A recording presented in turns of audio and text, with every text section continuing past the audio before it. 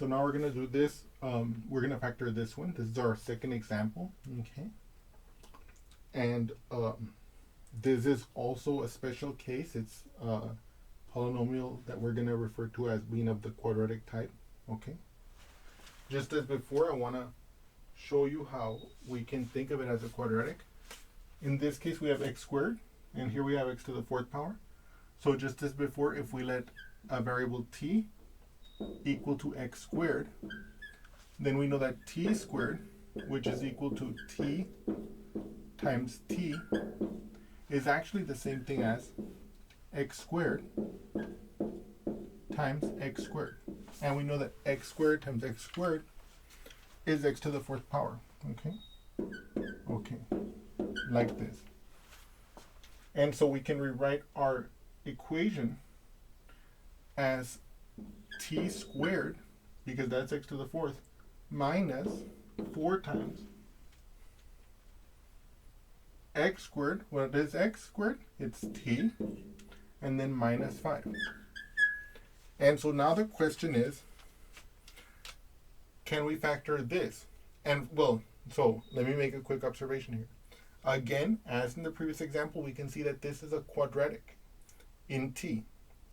And so what we can do is we can try to factor it. Now again, we know that even the technique of factoring itself is only for certain quadratics. Not every quadratic can be factored, right? But so we would have to test it out to see if it can be factored. In this case, we would need to ask the question, what two numbers multiply to give me -5 and add to give me -4? Now again, that question does not imply that there's an answer, but let's try it. The way I recommend to all of you to do this is to make your multiplication table. What two numbers multiply to give me 5? So I can have 1 times 5, and that's basically it. So now the question is, I want them to multiply to give -5, and I want them to add to give -4. So if they have to multiply to give -5, then one of them has to be negative, one of them has to be positive. Let's write those two possibilities here. If I have -1, 5, or I could have 1 times -5. If I multiply this row, I get 5. -1 times 5 is -5. If I multiply this row, I also get -5. 1 times -5 is -5. But if I add them, this one gives me +4. This one gives me -4. You see? So it's this row that has the numbers I need to make my factorization.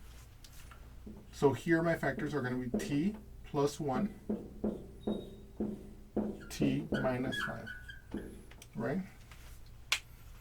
You can see that if I were to multiply it out, I'll get t squared minus 5t plus 1t gives me the -4t. And then 1 times the -5 will give me the -5. And so we can see that this factorization is the factorization of this quadratic.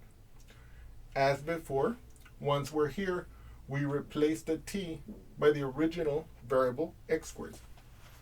So I can write this factorization as x squared plus 1 times x squared minus 5. Okay? So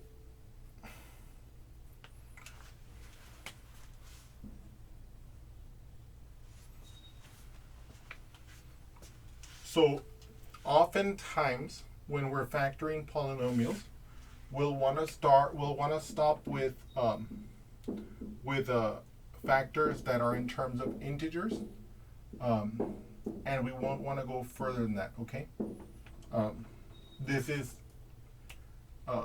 not necessary. I'll be honest with you about that, but this is like a common thing that you'll see. Okay, yes. Now, on the other hand, I do want you to know that it is possible that we can go further. And I'm going to want us to go further just for fun, okay? But also because I want you to see this, okay? Yes. But strictly speaking, this is the factorization that you might see as the solution to this problem, okay? Now, how would we go further? So the way we would go further is, so first of all, you might think x squared minus 5. This kind of looks like the difference of squares, but it's not, because 5 is not a perfect square, right?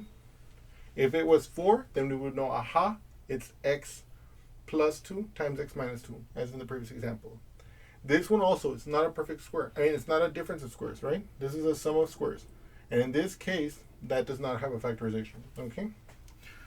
But so what we can do here is we can say that if you were to take, now by the way, I want you to know something here. Neither of these is equal to 0. So what I'm about to do is not necessarily, I don't want you to think, how should I put this?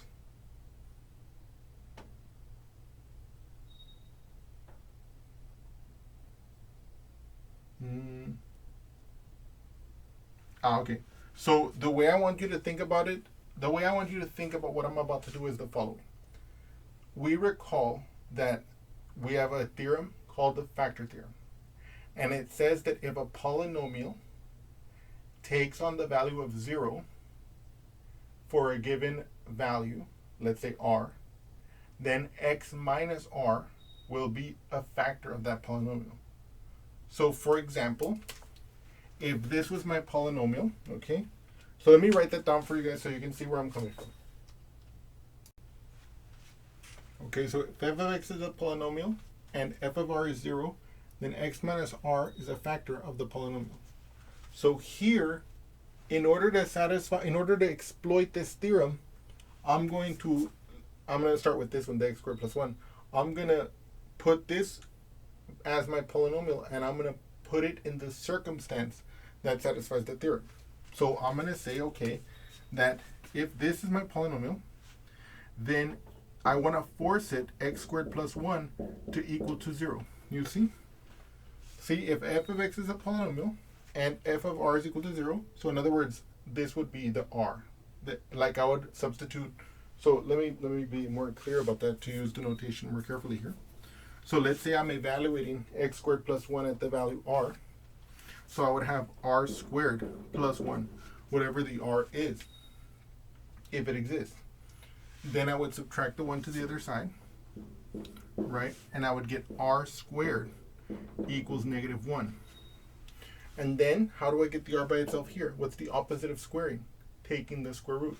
So I would get r equals plus minus the square root of negative 1, right? And we recall that the square root of negative 1 is I.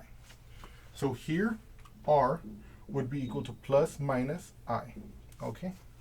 And we recall the reason why we fixed the plus minus is because both the positive square root and the negative square root will both square to give the positive value, okay?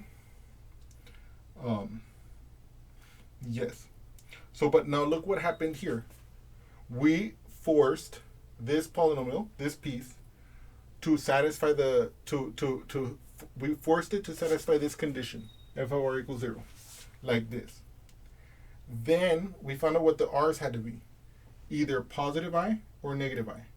So therefore, x minus I must be a factor, and x minus minus I have to be a factor, right? So what we're claiming is that we can write this as x minus I and x minus minus I, or in other words, x plus I. Okay? We're going to do the same kind of thing for this piece, right? Because it says that if f of x is a polynomial, okay, let's apply that to this piece. And f of r is equal to 0. So what if I said this one, what if I use this one, substituted with some value r that we don't know, and set it equal to 0? So in other words, I'm going to force, so r squared minus 5 is equal to 0. I'm forcing that polynomial to satisfy the constraint of the theorem. Then I want to find out what the r's are so that I can use them to say that what are the factors of this polynomial. So look at this here. I can add 5 to the other side like this, okay? And I can say that, aha, r squared is equal to 5. So then I can square root both sides by the same reasoning, and I can say that r is equal to plus minus the square root of 5, okay? And so from this, I can see that the factorization of this must be x minus square root of 5 and x plus the square root of 5. Okay? Now at this point, we can go no further. Why? Because these are what are called linear factors, okay? That means that they're all in terms of x to the first power. There's nothing else that we can do. There's no more factorization that's possible. Okay.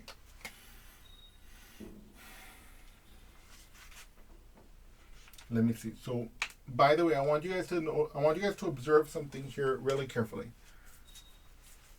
I want you guys to realize, and I'm going to reiterate that here for this reason. I want you guys to realize that under no part of this have we assumed that this polynomial equals 0, that this equals to 0, that these equal to 0, that this polynomial equals to 0, or this polynomial equals to 0, or this one equals to 0. Under no scenario have we assumed this, okay? So this criteria here, where I'm setting these individual polynomials evaluated at some number r, the motivation for setting them equal to 0 is to force them to match this condition of the theorem. If f of x is a polynomial, okay, you can see, for example, x squared minus 5. That's a polynomial in x. And f of r equals 0. So I evaluate this polynomial in r, and I set it equal to 0 to force it to satisfy this condition of the theorem. You see? That's where I got the r squared minus 5 equal to 0 from. See, so I'm not saying that this equals to 0. I'm saying I'm forcing this polynomial to satisfy the first line of the theorem. And then it says that x minus r is a factor of the polynomial. So once I have forced it to have this constraint that I've evaluated it at some r, and I've evaluated the polynomial at some r, and we're claiming that that evaluation leads us to have it equal 0, then I can solve for r. In this case, we saw that it gives us plus minus square root of 5. And by the theorem, it says that x minus r, so x minus r for these values of r, will be factors of the polynomial. So in other words, x minus the square root of 5, when we take the positive square root, and x minus the negative square, x minus the negative square root of 5, the minus minus becomes a plus. That's where we get the x plus square root of 5 here. So in other words, these parts where I'm setting them equal to 0 is to force them to satisfy the factor theorem. Okay? But that's what gives us this factorization. Now what I would like to do for you both, now what I would like to do for you all is I'm going to multiply out this factorization. Number 1, so you can see me multiply them out. And number 2, so you can see that this is in fact a factorization of this polynomial.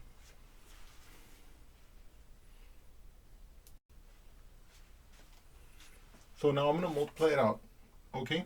Now, in this case, what I'm going to do is I'm going to multiply these two terms, and I'm going to put the product of these two first terms into this square bracket here, okay?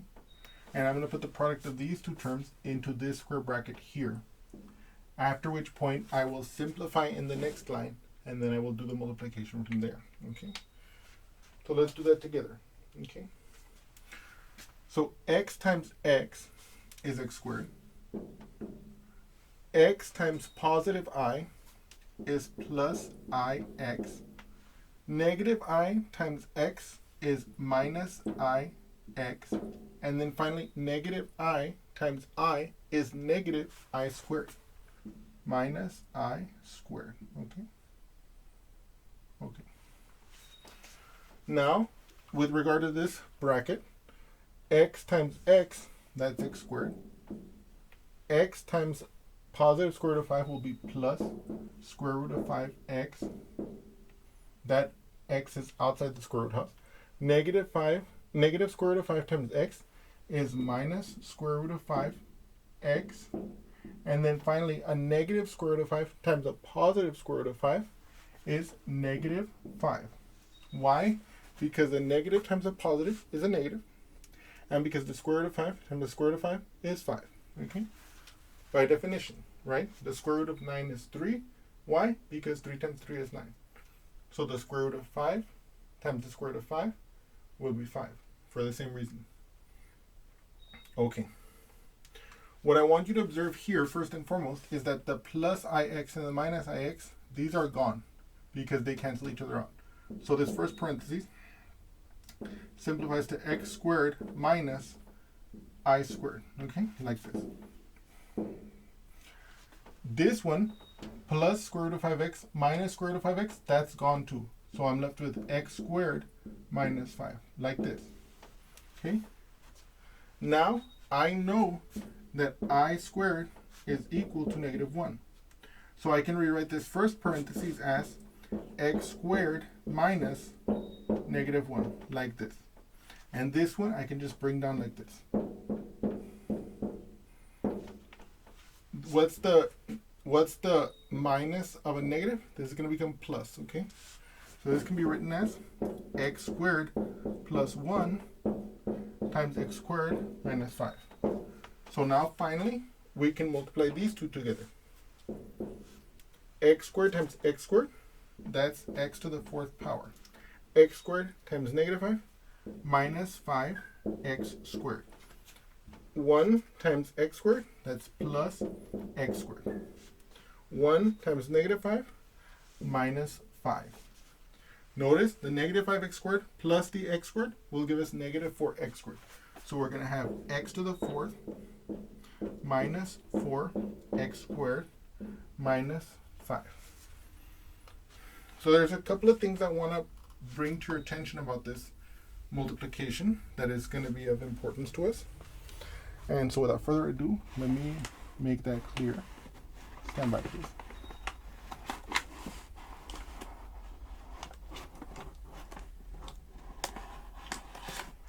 Okay, perfect. So now, the first thing I want you to see is that these two factors do in fact multiply to give the x squared plus 1. Okay, we can see that here I multiplied those two factors. They gave us this, which simplified to that, and then exploiting this fact, we got this, and then that did give us the x squared plus 1. In the same way, I want you to observe that the multiplication of these two factors do give us this factor. And you can see that here. These two factors multiplied to give us this fact, and that multiplied to give us that, which is exactly what we had anticipated from the factor theorem. Okay? In both cases, right? Then we can look at this, now we're here at this factorization, which we got from looking at this original one as a quadratic, right? That's what we got here. Then here, when we multiplied it out, we ultimately did get the original polynomial we were claiming to be factoring. And so we can in fact say that this is a complete factorization of this polynomial expression here. And this one is also a factorization of this polynomial. Okay? This one is nice if you want your factorization to only consist of integers. And this one is nice if you're more concerned about just factoring it all the way to linear factors and you're okay with it having complex numbers and basically irrational numbers in the factorization, okay? Which is, of course, as you can see here, is completely possible, and it's going to happen in certain cases, okay? And, well, it's going to happen in a lot of cases, of course. And, of course, this is one example of a case where it would happen. And so now, let me see here, what was I going to say? And so I hope you've enjoyed this example, and I look forward to seeing you again soon. Thank you so much.